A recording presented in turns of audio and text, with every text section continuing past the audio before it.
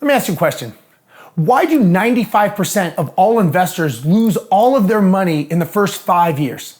More importantly, what do the successful investors do? Today we're going to talk about what are the top 5 reasons that landlords are failing in today's market. So make sure that you watch this video and watch other videos that I have that talk about what's going on currently in today's market. So let's get into the top 5 with the number 1 reason landlords fail. The number 1 reason that landlords fail is they don't understand all the laws that govern them as a business. Now you got to understand, as a landlord, you have a living, breathing person in that property or multiple people. You are responsible for their safety, security of their well-being while they're in that property. If you do something that affects that ability for them to live safe and secure, you are held liable.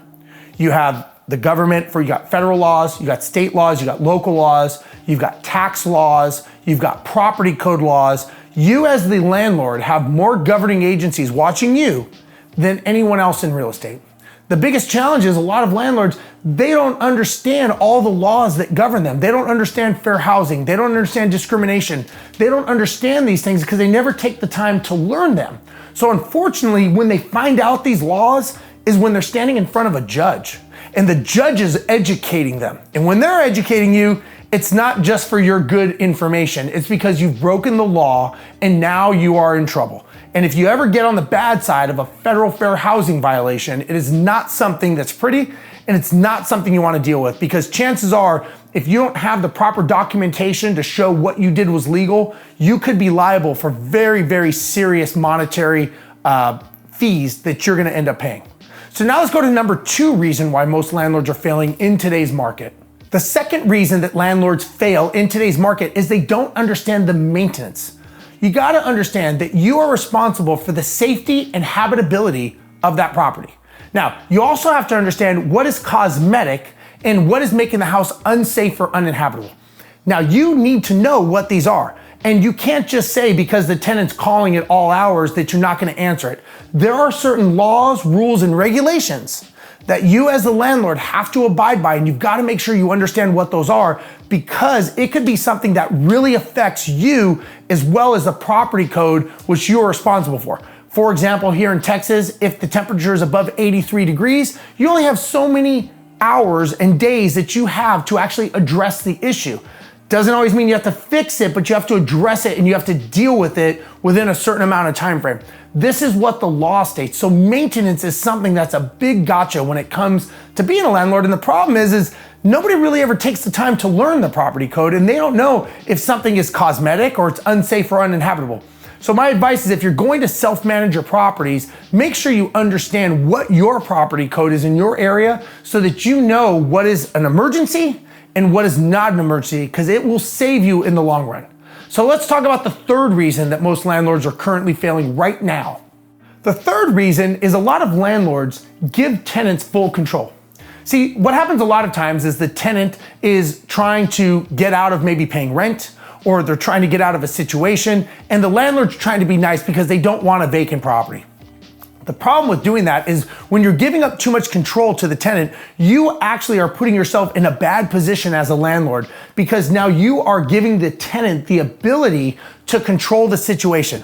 You got to remember, this is your business. This is your money on the line, and it is your responsibility. So you have legal obligations of things that you can't do, things that you can do, and things that you must do.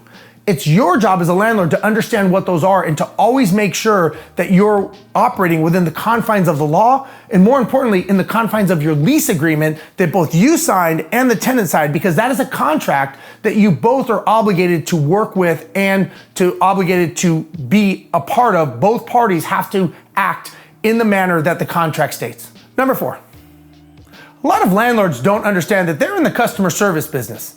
That tenant that is living in your property, they're a client. And despite what you may think, they have the right and the ability to take their business elsewhere.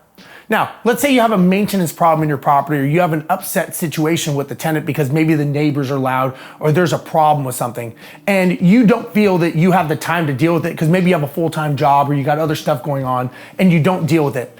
That's giving poor customer service. And if they want to leave, they may or may not have the legal right, but at the end of the day, if they leave your property, so let's say, for example, you have a maintenance issue that the door is not closing correctly, and let's say the way that you handle it and the way that you talk to that tenant is probably not the way that you would talk to someone else, but you're talking to them that way. Well, what happens now is they leave the property. Well, guess what? Now you have a property that's vacant. It's not making you any money. You're actually losing money because it's vacant. And guess what? You still have the maintenance problem. You still have to fix the situation. So is that really the right way to do business? Obviously, you need to decide how you want to run your business and how you want to treat your customers. But remember, the tenant pays the rent pays the mortgage, and the mortgage is what you end up getting paid down to zero so that you have a property free and clear after the term of the mortgage agreement. So always remember that they are the customer, they are the client, they're paying your bills, and you need to respect that and you need to understand that. The fifth and biggest reason that landlords fail is they don't have a business plan. Now, everything that I've said up until this point is alluding to the fact that you own a business. I don't care if you own one property or you own 50 properties. You own a business. You've got income, you've got expenses, you've got laws, rules, regulations, and you own a business. The challenge is the one person who doesn't realize it is normally you, the landlord. And chances are you probably never created a business plan. Maybe you bought the rental, and after you bought the rental, you just put a tenant in and maybe you signed a lease agreement and there was no strategy, there was no plan. Well, if you don't have a plan, what are your odds of succeeding? Everything that you've ever been taught in school is you always have to have a plan. If you are starting a business, you have to have a business plan, right? I mean, that just makes sense. So the reason a lot of people fail is they don't have a business plan. They don't take the time to get the proper financial contingencies set aside for what if situations. And a lot of times they end up failing and they end up losing a lot of money because they don't understand the value of what it is that they're trying to bring to the tenant, and they don't understand what it is that they're trying to do for themselves because they never planned it out. So again, there's a lot of reasons why landlords fail. I just talked on the top 5, but there's many, many more. But I guarantee you, if you do these top 5, you're gonna be much more successful than the average investor or the average business person, because just addressing these issues, running it like a business, making sure you treat the tenants fairly, making sure you take care of maintenance, making sure that you collect the rent on time and you stick to your policies and procedures, and you create a business plan, you're gonna be much better off. I talk about this in a lot of my other videos, so go check those out. Hopefully this was helpful. This is Steve Rozenberg, and we'll catch you guys next time.